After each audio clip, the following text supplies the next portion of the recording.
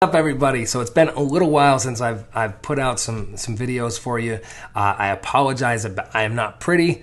I guess I'm never pretty, but definitely today, not pretty, not sounding too good. But it's important to continue to push yourself into things. And one of the things I wanted to hit on today is about kind of communication. I think communication expectations are critically important to relationships and to business. And as a leader, you have to walk these really fine lines of dichotomy of, when you're talking too much, when you're not talking enough, when you're giving too much instruction, when you're not asking enough questions. And it can be tough. There's a tough dichotomy there. And I think there's a lot of wisdom in knowing, which conversations that you're having in your head. If you're anything like me, you're having conversations in your head all day. You're either thinking or you're conversating with people in your head.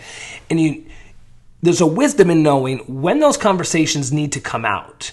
In the beginning, when I was a leader, I would almost everything that I was thinking, every direction I thought about taking, I was ready to tell people, and I was ready to get the team moving into a new direction all the time. And I had to learn to kind of settle that back and let things sit in your head, write them down sometimes, come back to them before you're just, throwing out every piece of random thought that goes through your head, particularly if you're in contact with a lot of people of your team.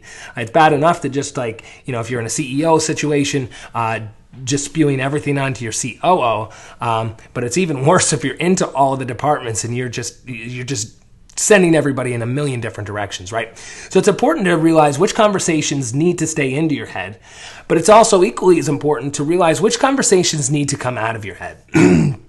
And there's definitely some mastery into determining who needs to hear them, how they need to hear them, and when they need to hear those words.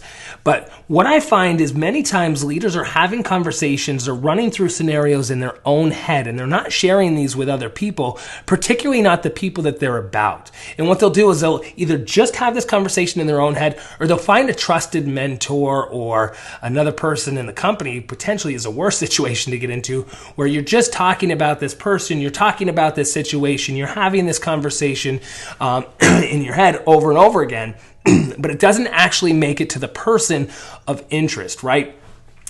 And then oftentimes what we'll find is you've had this conversation in your head, right? Because you just lived through it. So your body viscerally is feeling like you just had the conversation.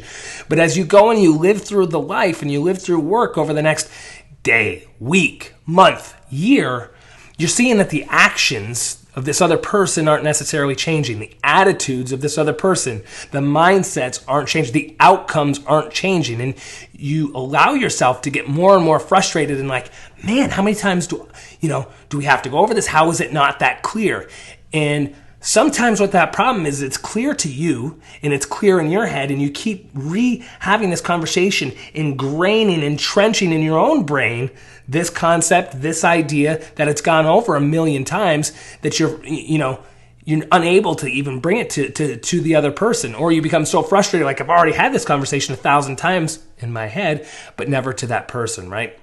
And so it's very important to make sure that whatever you're going through, right, when you hit that crossroads, you need to make a decision. Is this something that needs to come out that I need to talk to somebody about, or I don't? But understand that you're committing to the outcome at the time of that decision. You cannot have the conversation in your head, decide not to have the conversation with the individual, but expect the change that would come out of that conversation.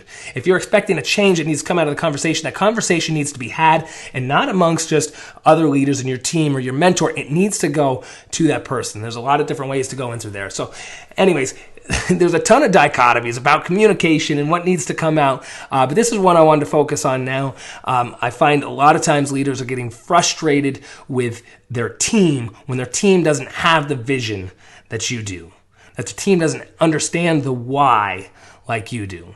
And this is one step to starting that process. All right, so hopefully that's helpful to somebody out there. Again, apologize about the voice and my face being less pretty than usual. But as always, I'm Zachary Betters, wishing you a great day and an even better tomorrow. Thanks, guys.